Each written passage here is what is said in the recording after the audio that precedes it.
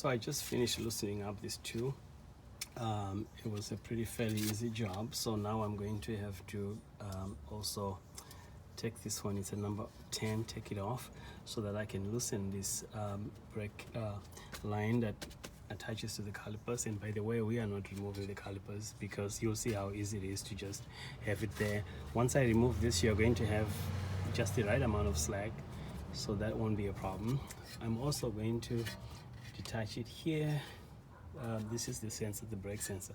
Detach it here and here and over there so that we can get some slack. So don't forget to do that, because once you take these two bolts out, this is going to come this way, and it's a little bit heavy, so it might break the tension, and then you have more work on your hands than you planned for.